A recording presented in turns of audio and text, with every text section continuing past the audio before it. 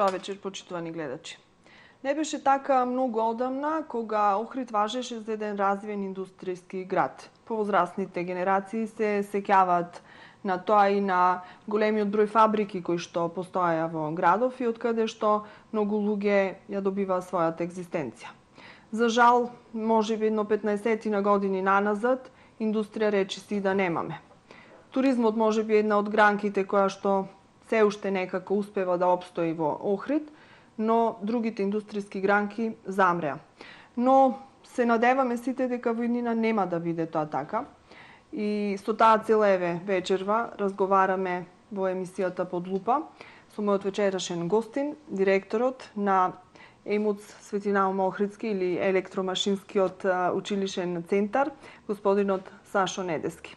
Добре дојдовте и во емисијата Под лупа и во телевизијата ВМ за прв пат. Да, за прв пат, добре ве најдов.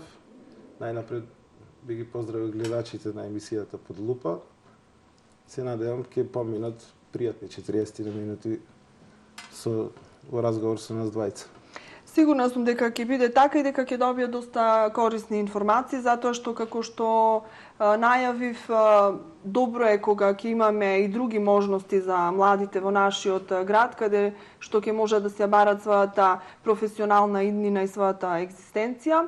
Вашето средно училиште, стручно средно училиште, навистина нуди такви можности за образование, но проблемот е каде понатаму тоа да се имплементира. Ете сега затоа во емисијата ќе отвориме некои теми и некои видици за гледачите, каде можат понатаму да се бараат својата иднина. Инаку, Сашо Недески е директор на ова средностручно училиште веќе година и 3 месеци. Но кога се договаравме за разговоров, ми рековте, па и многу и не знаат дека сум директор на училиштето. Па добро, тоа се надевам се должи на мојата скромност. Не сум такав албаџија да се истакнувам.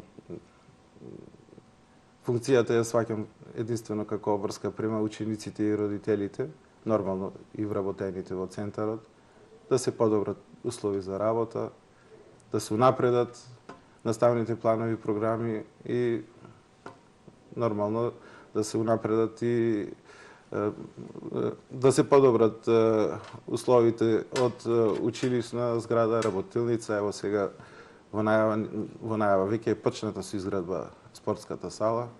Така. Вие сте дел од тимот на училиште веќе 20 години, добро ги знаете приликите, се она што е позитивно и негативно, што треба да се направи, каде треба да се инвестира, дали од материјална гледна точка или од кадар, бидејќи предавате таму, ова ви е веќе 20-та година, 19 полни, да. Да, 20-та. 20-та веќе, да. Пред тоа бевте неколку години во основното училиште Христо Узунов, да. Инаку предавате математика, тоа ви е наследна љубов? Па може да се каже. Затоа што и вашиот татко предава математика, за тие кои што не... Ме наведувате се на кратки одговори, со да одговорам. Добро, јас бидејќи ги знам информациите, затоа ете, сакам да ве поттикнам, како што рековте, да излезе на површина другата ваша страна, не само скромноста. Добро, па се спомнавте, мојот родител беше професор по математика и на некој начин го носам неговиот багаж, бидејќи беше еминентен професор, а се надевам дека одам по неговите стапки, ево сега и како директор се надевам дека сум успешен за ова година.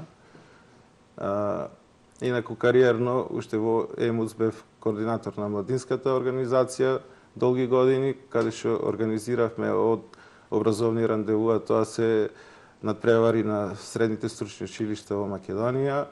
Активно учествувавме преку стручни екскурзии, преку младинска организација и целокупното младинско работење во самиот центар.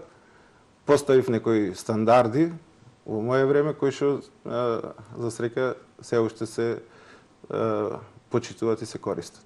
Една година не е така долг период, но сепак може да се види каде и како стојат работите. Каде ја гледате визијата на ова училиште?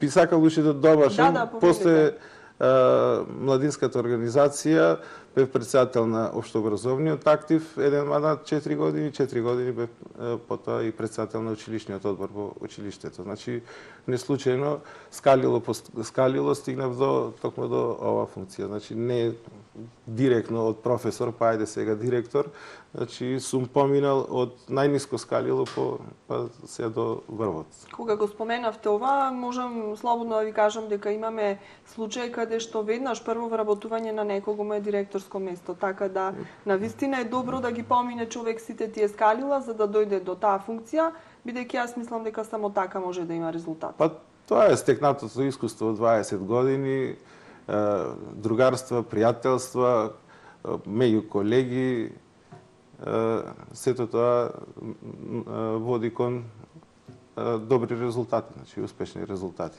Така. Училиштето имаше своји падови и своји успони, не можеби поради самото училиште и условите и кадарот кој што се таму, туку поради самите прилики во државата. Како што реков, еден подолг период индустријата за жал замре, така да не се гледаше перспектива на оној кадар кој што завршуваше во ова училиште каде понатаму. Ретко кои од учениците се одлучуваат да одат во повисоко образование, а оние пак кои што останува со средно, можеби не може да најдат соодветно вработување. Сега мислам дека пред година-две еве веќе се менуваат работите на нешто подобро, барем се надзира некаква посветла иднина. Ајде да ни кажете во кој правец ќе се движи училиштето и кои се перспективите за учениците? Ајде, ево, од генезата да почнем од почеток кога се вработив. Во ЕМУЦ имаше 12 паралелки во генерација и што значи вкупно во училиштето имаше преку 1200 ученици. Имавме исто покрај техничарските паралелки и за занимања, автомеханичари, стругари, глодачи, заварувачи. Значи во моментов веќе долги години назад овие занимања се замрени, воопшто немаме упис на такви ученици. Тоа покрај што се должи на индустрискиот застој во држава што беше претходно и со воведување на задолжително средно образование, секаде бараат од 4-ти степен да имаат диплома учениците, па од тие причини занимањата се исто така тргнати на маргина. Треба во иднина да се поработи мало, за да ги вратиме назад структурите кои се неопходни за работа на самите компании, или да пробаме да ги донесеме и тие до 4-ти степен, затоа што со 4-ти степен не може во ниту една институција државна да се вработи, не може странство да оди, не му дават виза без заокружено средно образование, значи тука не се мотивирани тие да се запишуваат токму во овие струки. Единствено сега има еден обид во Михајло Пупин во Скопје, Евана има направено интересен обид за електроинсталатор и монтер, 3-годишно занимање, со тоа што и тие се вклучени на сличен начин како дуално образование, со тоа што и учениците имаат пракса во Евана и Евана им гарантира 20.000 плата со вработување на тие деца кои ќе завршат, кои ќе заокружат третиот степен, односно ќе заокружат образованието. И вие сте дел од проектот на дуелно образование, но малку подоцна ќе зборуваме за тоа. Сега само сакам да подсетам кои смерови или кои струки се изучуваат во ова стручно средно училиште. Значи имате 4 паралелки од електроструката, да, 2 од машинската, 2 ама мешани се со повеќе профили. Так. И имате од неодамна колку веќе десетина години? Да, десетина години за сообраќајен две нови струки кои што привлекоа внимание, сообраќајен техничар и козметичката струка. Можам да кажам дека во тој момент изигра интересна улога. Веќе центарот беше паднат на дното со ученици и со интересот. Овие две струки го надхрена самиот центар, привлекоа, бидејќи беше на некој начин машко стручно школо, а веќе во козметички смер 99% се девојчина, во сообраќајниот се пола со пола и сега е моментално мешано училиште колку машки, толку и девојчина има во самото училиште и по структурата се измени. Подобра, подобра средина, вака помешана, за разлика претходно повеќе беа само се запишува само машки. А има ли оправданост за овие две струки да постојат и во наредниот период? Дали ќе се презасити кадарот, пазарот од ваков кадар или има потреба се уште?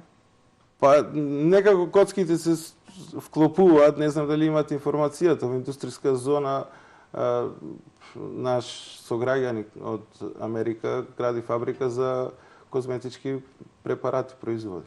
Значи веднаш тука во самото се отвара можност за нивно вработување, значи не само да гледат да се вработат во фризерски салон или во козметички, значи перспективата кај нив е веќе поголема. И ние сме таргетирани од швајцарска амбасада, од австријска како козметички регион. Значи овде најверојатно имаме и такво обкружување и туристичко место кај што треба салони за убавина да има повеќе за гостите, туристите. Значи тоа за таа струка тоа би го кажал. Сообраќајната струка исто така. Сообраќај не се мисли само на сообраќај патен сообраќај, тие всушност имаат и транспорт. Значи транспорт на руди, транспорт во секоја фабрика има на материјали од едно до друго место. Исто така имаат можности да се вработат и сообраќајните техничари во самите компании, во самите фирми. Така. Сега, вашето училиште е стручно, самото тоа налага и поголема посветеност и поголем примат да се даде на практичниот дел. Колку е застапен тој дел, еве и во овие две струки, и воопшто и во електро и во машинската струка. Значи, дали се има тој практичен дел конкретно, да речам, значење и влијание врз образованието и дали овој кадар потоа од кога ќе заврши ќе биде доволно подготвен за да може веднаш да се вклучи во процесот на работа за она што е оспособен. Пазите сега, ние мора да работиме според наставни планови и програми кои ни се даени од министерство.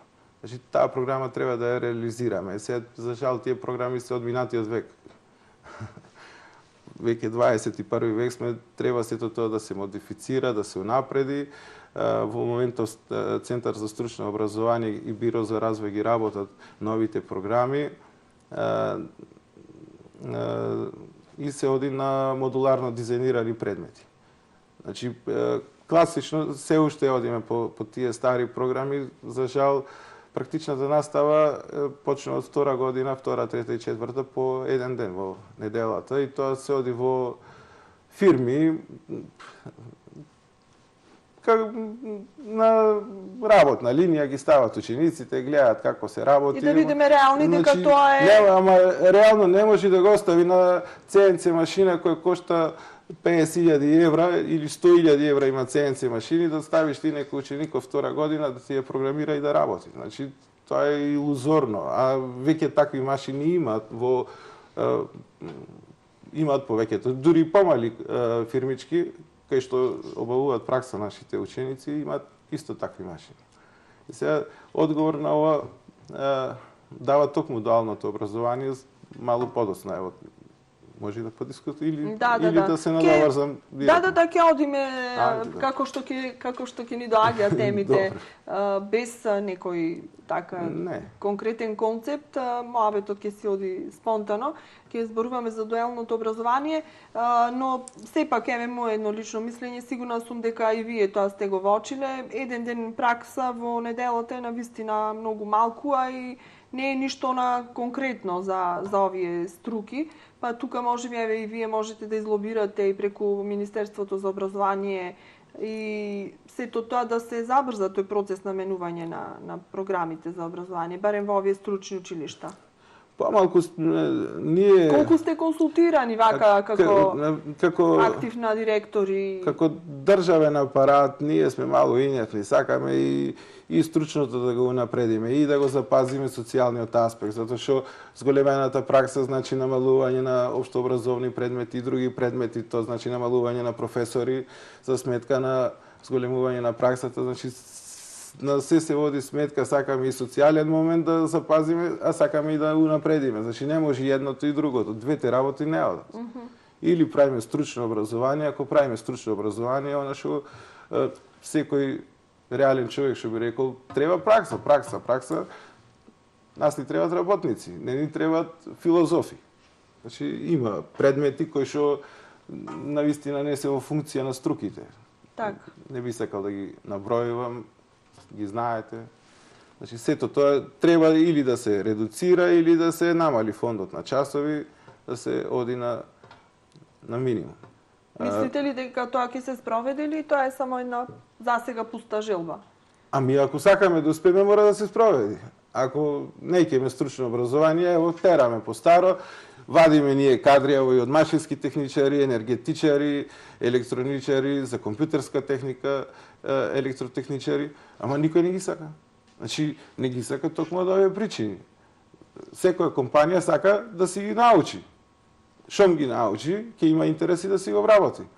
Така беше до 90-та година. Емо застава, ги зема, ги учеа на машина да работат, плюс работилницата кај нас работеше струго и се што имавме, има на некој начин две практични настави. Една во компанија и една во школа. Значи, ние треба да се престроиме, да набавиме опрема, да прераснеме во обучен центар и да им сме буквално партнери на самите компании. И кога се воспрега компанијата и школата, успехот е загарантиран. Работата ќе им е загарантирана. Значи, никој порано не се мислеше дали ќе се вработам во емо, знаеше дека ќе ја вработам.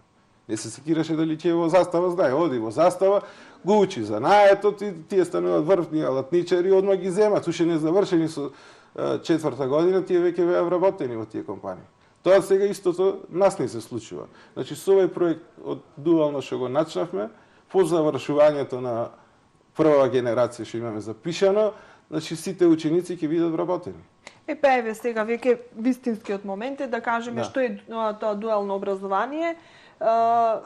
Електромашинскиот училишен центар е дел од овој проект. Вие и уште едно училиште во Македонија. Кирос Панчев, Брка од Кавадарци. Од Кавадарци, значи влеговте во тој проект на вистина интересен, позитивен од повеќе аспекти и практично применлив.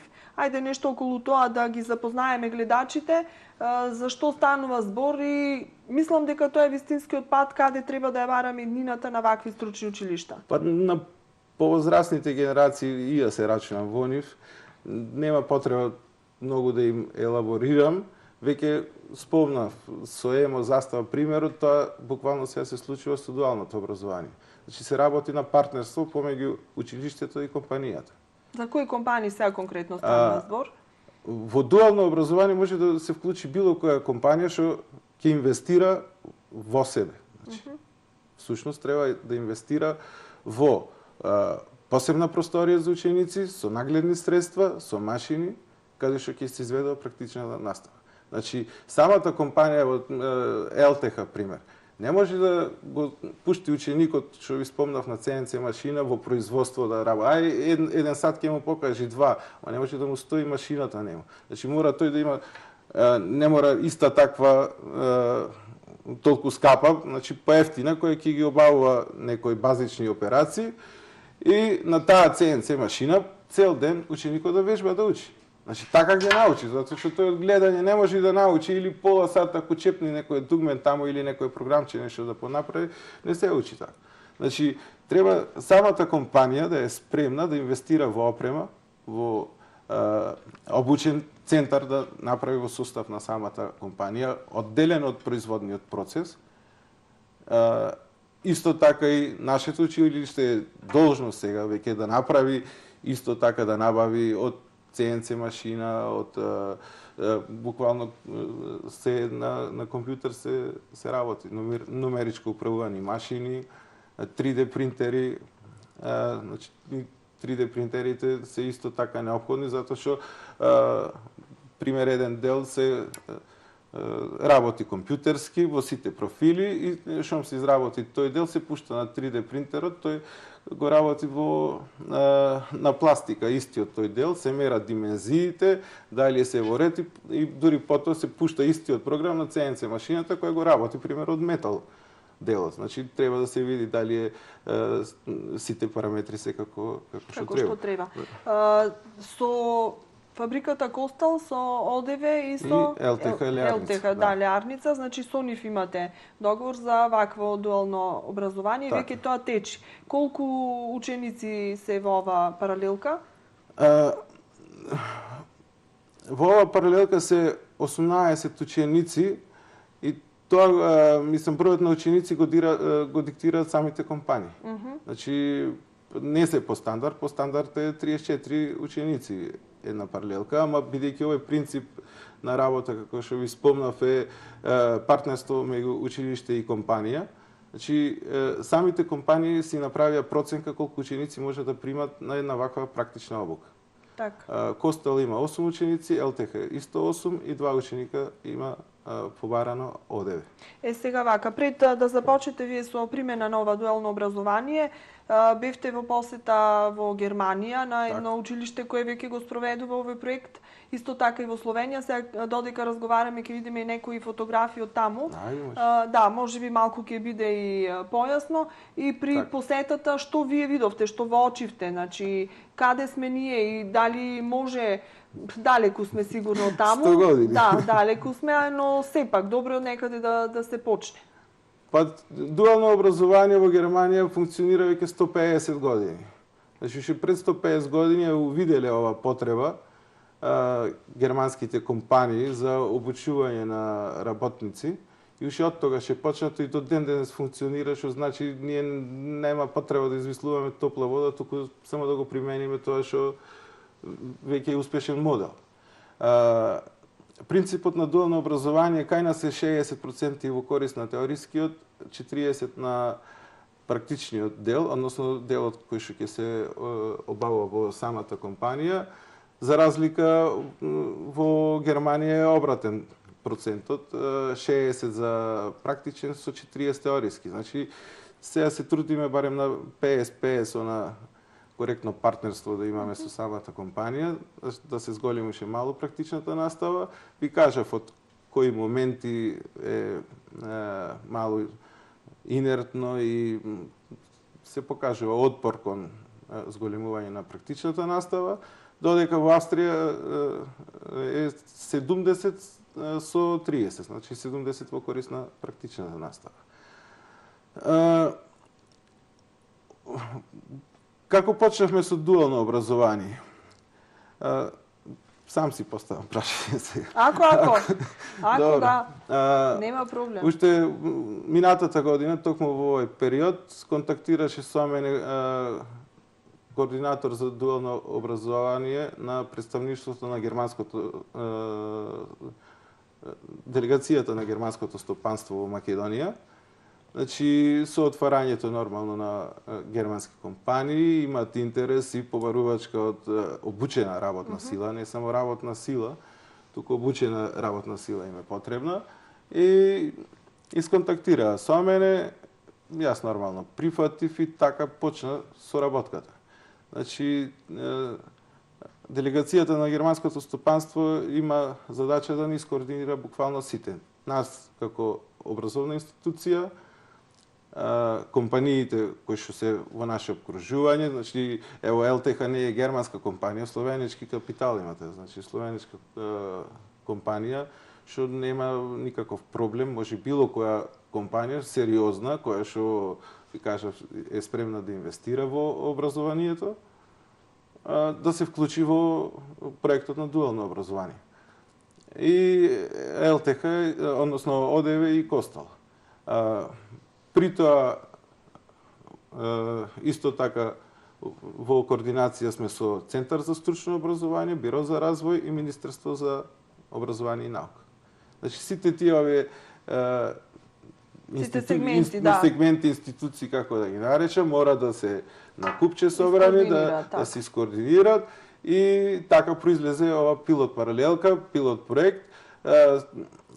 Од причини ви кажав кои се одбра 4-годишен профил, техничар за индустријска мехатроника, кој е многу атрактивен во Европа и во светот. И кој го нема, мислам, кој... Не, го има. Ние имаме исто мехатроничари, машински техничар, мехатроничар имаме и сега, ама нема интерес. А овде има... Сега тоа ќе ве прашам. Кој е интересот за компаниите, а кој е интересот за учениците? Логично, за компаниите добиваат стручен кадар и затоа инвестираат впрочем во вакво образование, а што добиваат учениците? Дали добиваат загарантирано вработување после завршувањето? Дали се обврзани да морат да се вработат во таа компанија каде што го посетувале ова дуелно образование? Значи, каков е тој принцип? Или може ти понатаму да се... За компаниите си кажавте кој е интересот, за нас како училиште интересот е исто, како еден производител на јаболка да произведе 10 тона едно јаболко да не продаде. Така се чувствуваме и ние. Произведуваме машински техничар, никој не ќе да го вработи. Значи, произведуваме енергетичари, никој не ќе да ја вработи, или многу малку. А сега, сите 18 што се запишани во дуално ученици, образование ќе бидат вработени после 4-та година. Значи, со тоа што нема обврска ниту една компанија, само тие што си ги обучувала нив да ги прими. Значи, може некој да се обучува во Костала да сака во ЛТК да се вработи, ќе се вработи така, или обратно, или од ОДВ. Значи, но сепак ќе им биде плюс што посетувале вакво дуално образование. Плюс при аплицирањето за вработување. Се зема во предвид. Ви кажав, зад овој систем стои представништво на германско стопанство и овие дипломи што ќе ги добијат ќе се меѓународно признати. Значи со дипломата што ќе ја добие за техничар за индустријска мехатроника може слободно во Германија, само да ја преведи дипломата и веднаш се знае што има печатот на АХК на стопански комори на Германија, на нив им е јасно за каков работник се работи. Так. Значи тоа е и предност. Тој и предноста и од тие причини при уписот не се запише најаките ученици. Над 55 поени беше минимум за упис, па во моментов е најак клас во ЕМУЦ. 90% се одлични ученици. Ете каде вистинскиот пат по кој што треба да се движи ова средно училиште. Планирате да продолжите со овој проект на дуелно образование? Ако успеете да стимулирате ученици, доволен број на ученици и од наредната година ќе се формира таква паралелка. Не, како ви е планот? Веќе влезена во редовна постапка. Значи ова година е пилот паралелка, а од наредната во уписие веќе во како редовна паралелка ќе се барат 15 ученици во истата техничар за индустријска мехатроника што спомнав и бројката зависи, ви кажав, од самите компании. Значи, сега компаниите барат нешто помалку за техничар за индустријска мехатроника, затоа се само 15 ученици. Но од ЛТХ има иницијатива за формирање на уште една паралелка за машински техничар. Тие имаат потреба од 10 ученици за обука, значи да оди нешто слично како мехатроничарот, како пилот паралелка оваа година, ама добро е да се вклучат уште некоја компанија, ево има отворен повик до било која компанија што е заинтересирана да се вклучи во овој проект, кој има потреба од профилот машински техничар, не мора да е чисто машински техничар, таму има се некои под профили, со некои додавки мислам од понови, помодерни насоки. И уште еднаш да повторам, ако има заинтересирана компанија, може мене да ми исконтактира или директно да отвори на страната на делегацијата на германското стопанство да се вклучи во проектот. Така. Сигурна сум дека ќе допре ова до граѓаните, барем до оние кои што сега размислуваат каде да ги запишат своите деца во средно образование. И како што реков, сите посакуваме да заживе индустријата, затоа што ако имаме развиена индустрија, тогаш може да гледаме една посветла иднина за развој на градот. Веќе време е за една кратка пауза, еден мал одмор. Добро. Значи не е голем одмор, Не, мал да. одмор, а потоа продолжуваме со уште неколку интересни и актуелни теми кои што се поврзани со ова стручно училиште.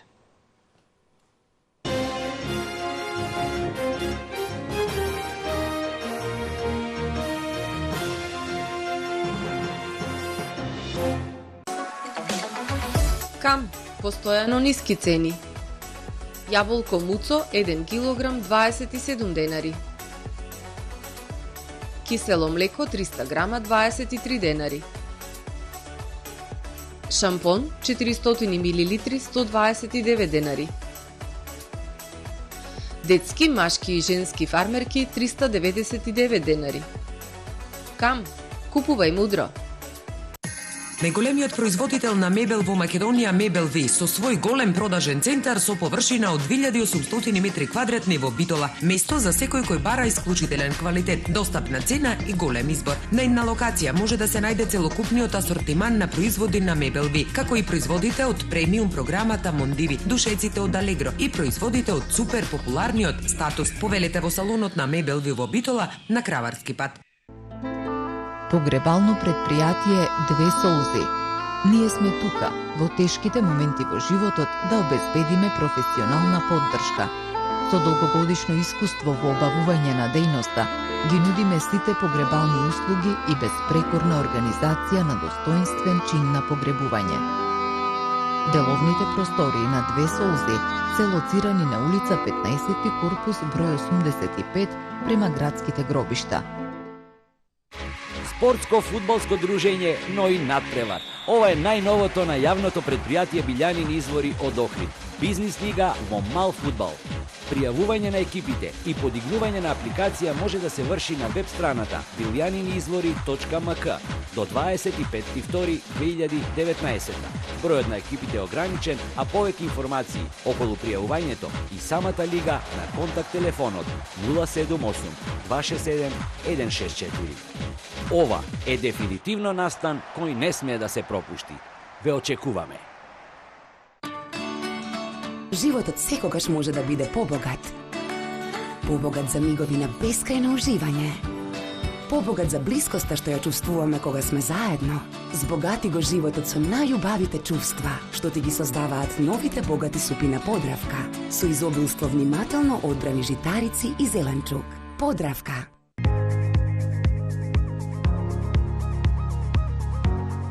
Алмеро, прва и единствена фабрика во Македонија, специјализирана за производство само на душеци. Традиција на квалитет и префинетост. Првокласни природни материјали од сите страни на светот, изработени од најталентираните и највештите мајстори. Комфортни душеци за вашиот совршен сон. Препознатлив дизајн и врвен квалитет веќе 30 години. Производи од богатата палета на Алмеро можете да најдете во салонот за мебел Илјачка во Струга. Кој вели дека секогаш мораш сериозно да го сваќаш животот? Кој вели дека младите не се добри учители? Кој вели дека секогаш мораш да играш според правилата?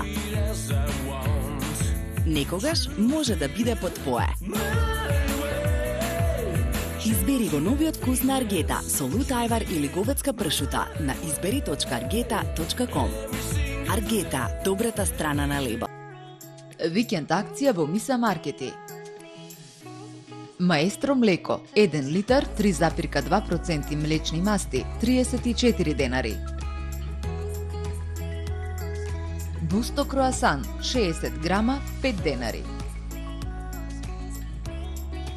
Бекутан влажни марамици 64 парчиња за само 55 денари. Бјути фарба за коса 69 денари. Пазарете со мерак, ваши Виса маркети. Што и да пржиш во оваа тава, ништо не се лепи. Не мора да чекаш долниот дел да зафати кора, за да го превртиш. Што значи многу порамномерно да ги испржиш нештата кои планираш да ги пржиш, се многу посочни. Само со оваа ограничена понуда, универзалната тава за пржење ќе ја добиете за само 990 денари. Не чекајте, нарачајте уште веднаш.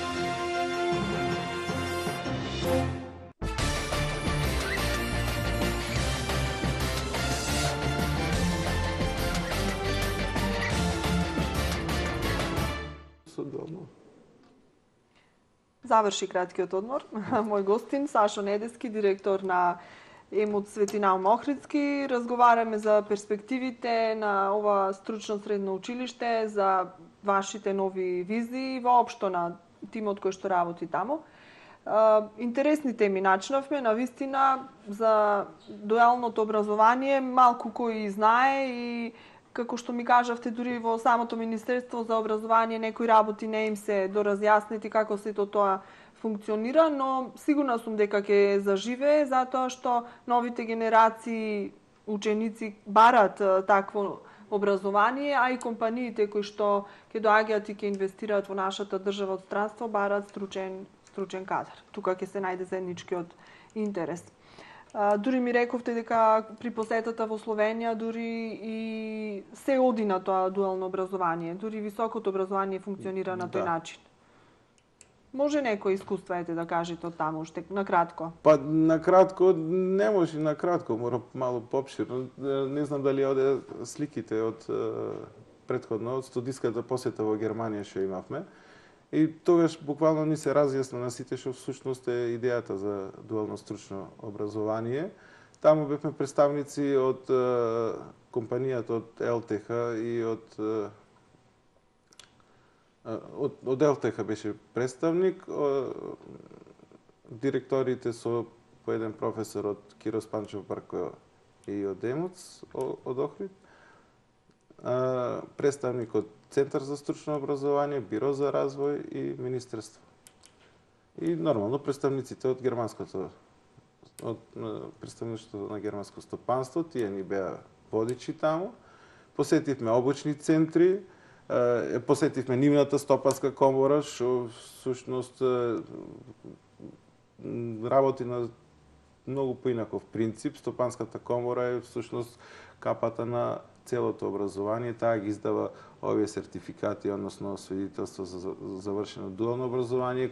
Во нивната стопанска комора се полага онај завршен испит, каде што треба и практичните теориските знаења да ги презентираат учениците.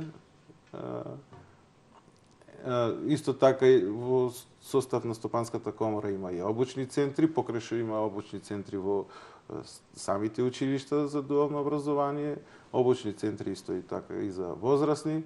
Интересно е кај нив што, например, со заокружено средно образование може и на 22-3 години ученик да се запише во прва година во дуално образование, кај нив 3 години трае дуалното образование.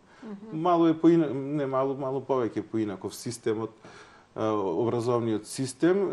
Од прво до четврто е на општо образование и веќе од четврто, односно од петто деление се насочуваат учениците. Дали ќе одат во гимназиско, дали ќе одат во стручно, дали ќе одат за занает.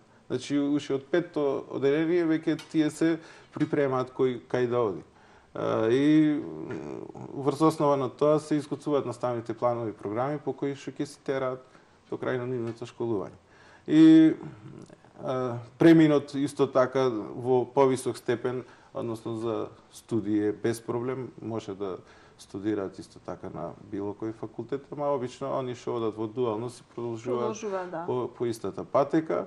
Словенија е нешто слично и таму учениците кои што се во дуално образование се осигурани здравствено, им тече пензиски стаж и земат некоја надокнада во текот на школувањето од самата компанија, па се надевам дека нешто слично ќе имаме и кај нас да се мотивираат самите ученици. Се извинувам.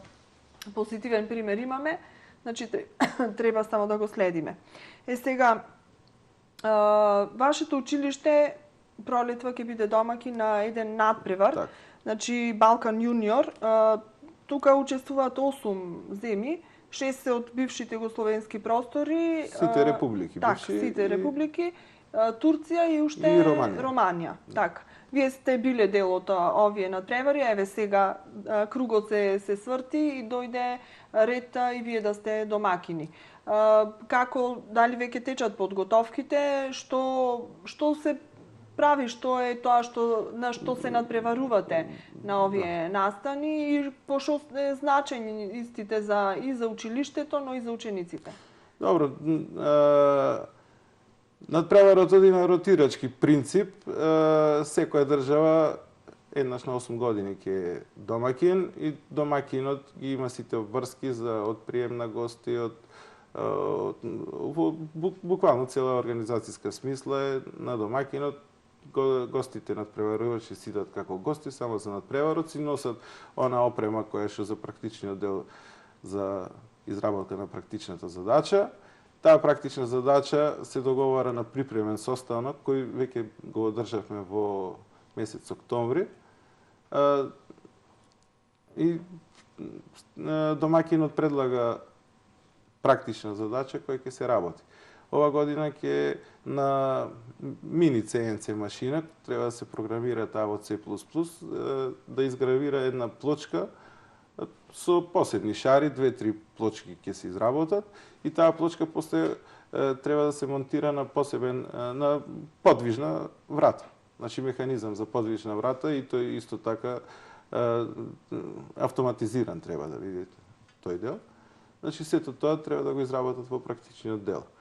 А теорискиот дел од база на 500 прашања, 30 на прашања мислам дека се на кои што ќе треба да одговорат по двајца надпреварувачи има секоја екипа.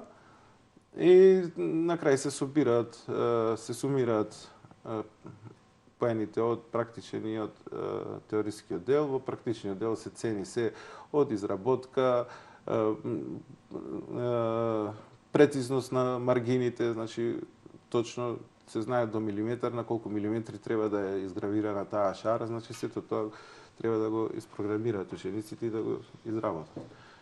Како котирате вие на овие надпревари, вашето училиште на претходните? Трето место во Тешањ, мислам дека во Босна имавме. Тој ни беше така позначителен. Инаку ние не сме вклучени од првите 2-3 години. Има друго училиште беше од Македонија, потоа се откажа, па ние прифативме да продолжиме да влеземе во кругот и веќе мислам четврта или петта година. Мислам дека претходно во Велење сме видени, во Никшич, Тешањ и Лабин. Во Лабин, во Хрватската Истра. Таму јас бев присутен на тој надпревар. Таму имаше исто интересна задача. Тие крстија Балкан Карич автомобил требаше автомобил робот да се програмира исто во C++ и да помине одредена патека. Потоа прво празна патеката, потоа се става препреки, треба автомобилот да ја препозна препреката и да ја заобиколи. И исто, мислам се ценеа поени за секој сегмент, за секој 2-3 патеки требаше да помини 3 различни патеки требаше да помине автомобилот, кој што е претходно програмиран. И со сензори она за добро, не сум до толку стручен се од областа на електротехниката, колку Поентата е друго, дека вашето училиште е вклучено во една поголема, поширока група на вакви стручни училишта, рековме од 8 држави, навистина е добро да се биде дел од такво едно случување, а па уште поголема чест и задоволство е да се биде домаќин. Сигурна сум дека ќе го организирате на едно највисоко ниво, тука ќе сме ние да пропратиме како ќе тече тој настан и кој ќе биде на крајот, кои ќе бидат резултатите. Покровител на настанот е градоначалникот на општината во сите градови кај што сме. Градоначалникот на Лабин беше овде, ја започнахме за жал со покојниот градоначалник Јован Стојановски, морам да го спомнам. Значи, тој ми даде поддршка за проектот. Кога се договаравме, вика, како, мора да се продолжи. Сте биле Тешен, сте биле Никшич, секаде. Сега нас ни е редомакини да сме, па треба да се покаже. Мислам, во таа смисла училиштето не е бог знае шо, за разлика од училишта, ево, во Велење бев, пак кога бев в Словенија, целта ми беше посета, ќе се вратам на дуалното на Шкофја Лока, ЛТХ фабриката, седиштето на ЛТХ и самата фабрика да ја посетиме. И на лична покана од директорот од Дарко од Велење, поминав уште 100 километри, ајде дојди сашто да го видиш школово, да видиш што имам јас. И навистина можам да кажам дека не може да се разликуваат од германските училишта што ги посетивме. Немам збори. Исто така му викам, па добро, како стигнавте до ова, ајде, од иста држава се. Вика, дур не влеговме во Европска Унија, бевме ко Вашева школа, бидејќи тој е дојден кај нас и претходно знае. Кога бевме исто ко Вашева. И после што? И влеговме од Европска Унија, само апликација, проект, дел по дел и се стигна до ова. Ајде, има надеж, затоа што еве еден долгогодишно најавуван проект почнува да го гледа светлото на денот и да се реализира. Тоа е изградбата на спортската сала. Години наназад беше заговаран овој проект, еве сега конечно се ставија и темелите и ќе добие овој стручен средно стручно училиште, ќе добие еден ваков објект каде што ќе можат учениците малку и да се релаксираат од сите тие бројки, математики, електроники и така натаму. Па изградба на секој спортски објект е добробит за цела заедница и обкружување. Значи, како се случи еве да почне реализација на проектот, затоа што знам бевте заглавени со денационализација, земјиштето уште не беа решени тие имотно-правни односи. Сето тоа значи како се случи на оние состаноци што ги имавме со претходниот градоначалник. Ајде, дајте проекти и гледам кај мене направен проект уште од 2008 година. Си лежал во фиока и викам, ево ти градоначалник, баш овој период исто февруари месец, ево градоначалник, имам проект, ајде да го реализираме. Шо е за спортска сала? Проблем имаш имотен лист? Немам. Ајде да сработиме имотниот лист, имотно-правните односи ги решававме 6-7-8 месеци. Шо се реши имотно-правните односи? Беше заплеткано претходно општинско, па од општинско да се откажеме, да премине во државно и накрај премина комплетна локација, чиста локација, дури немаш чиста локација, не ти дават градежна дозвола, се трансформира во државно, добивме имотен лист, после со имотниот лист, врз основа на проектот градежна дозвола, исто во урбанистички план да се уцрта маркицата, па на излагање, да не објаснувам сега. Најдраѓани име јасно што граделе.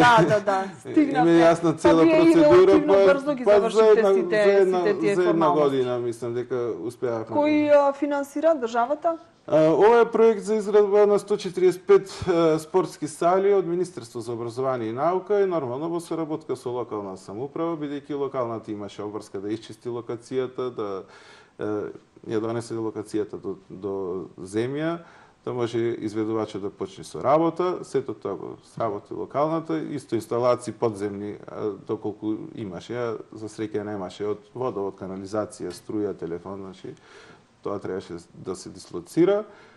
Граните изведувачот, тој го има добиена проектот, и пред една недела, две,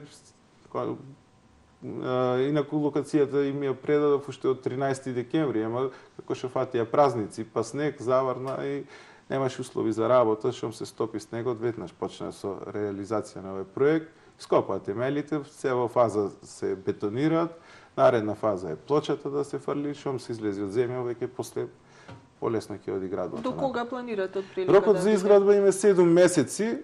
Се надевам дека може, ако ги послушат и временските услови, за побрзо. Така. Инаку, салата е со квадратура од 650 метри квадратни. Во самиот проект е вклучена комплетна опрема, значи комплетно да се опреми со машка, женска соблекувална, со вецина, со тушеви, 2 кабинети за професори, 2 простори за спортски реквизити, значи и комплетно опремено и со реквизити за сите спортови. Така. Инаку ќе биде на она локација каде што сега се наоѓа игралиштето. Така. За оние граѓани кои што може би се во дилема каде ќе се наоѓа салата. Па другата половина ќе се потрудиме да ја искористиме исто за спортско игралиште. Така. Се колкави димензии ќе имаме, па по зависност од... Веќе сме некаде при крај на емисијата, но не можам да ја завршам ако не ви го поставам прашањето и да ја начнеме темата која што беше многу актуелна пред 1-3 недели. Се случи еден инцидент во вашето училиште, кој што крена голема прашина, оправдано или не, вие ќе ни кажете. Најпрвин во јавноста одекна вест дека имало пукање во училишниот центар Свети Наум Охридски.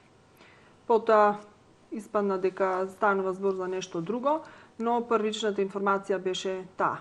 Што се случи, што се случува и како, дали веќе има епилог овој случај? Добро, сега да почнем јас вака малку филозофски.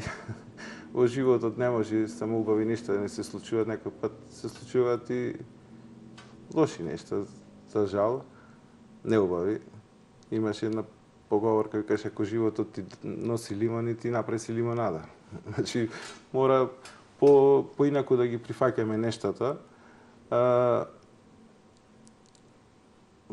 За почеток би кажал за некои портали, некои новинари, ловци на сензации, изнесува бомбастични информации, како војна да се водело, а не се свесни колкава штета направија буквално на цел град.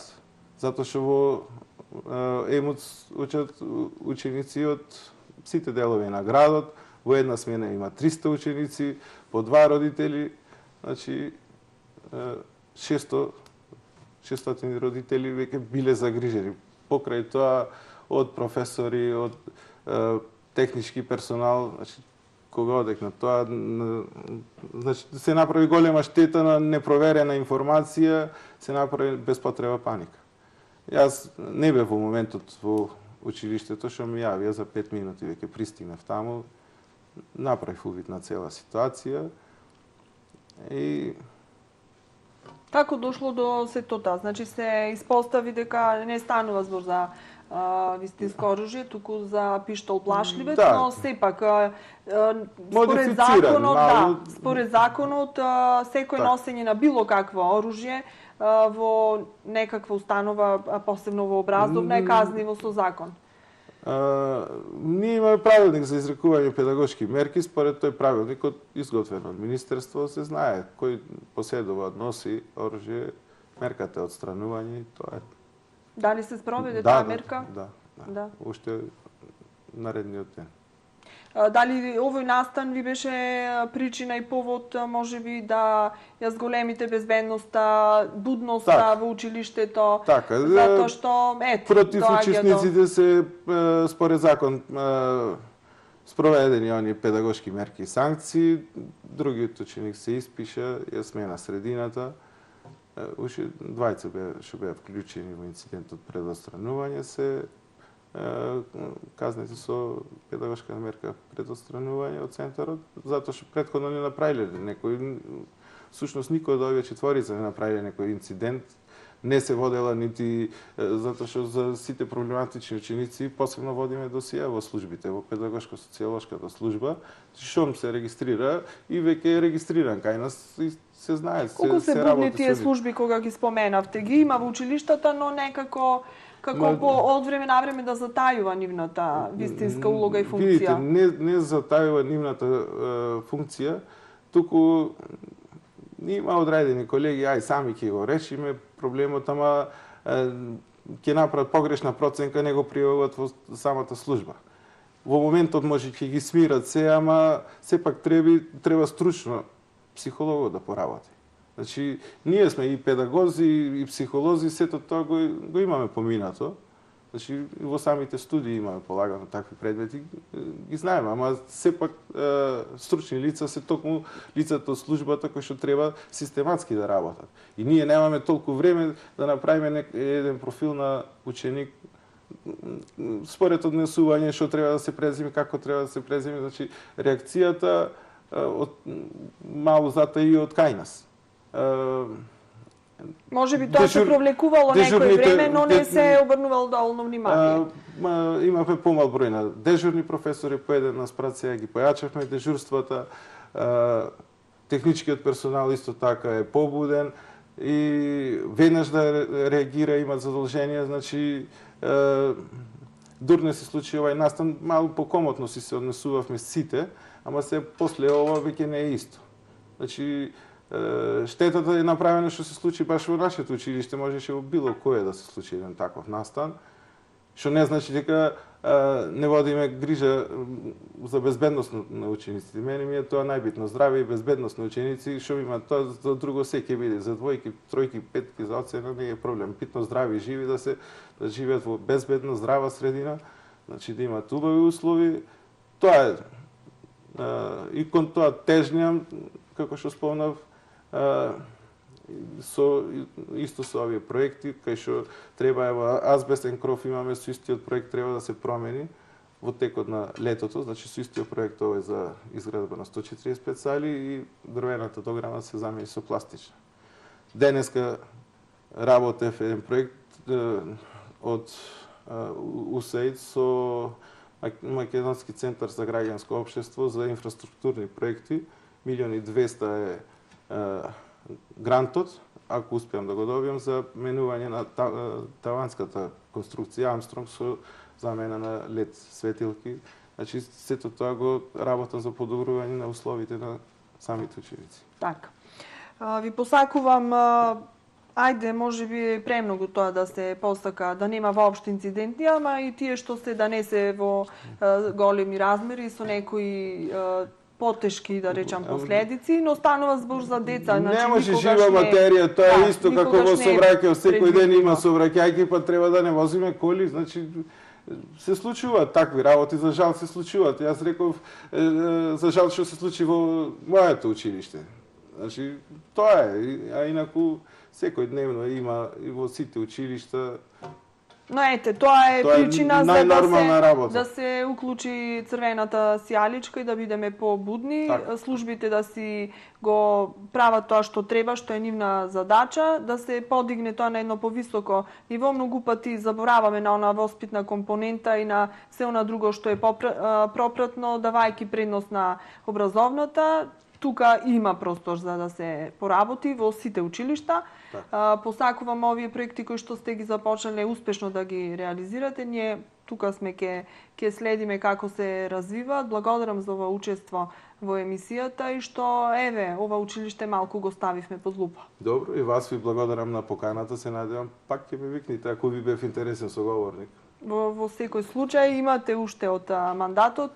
Најавивте, имам уште да кажам, ама мајде толку емисијата. Најавивте интересни проекти и се што е во интерес на граѓаните и на градот, ние сме секојаш тука да го обработиме. Благодарам уште. Исто и вас ви благодарам.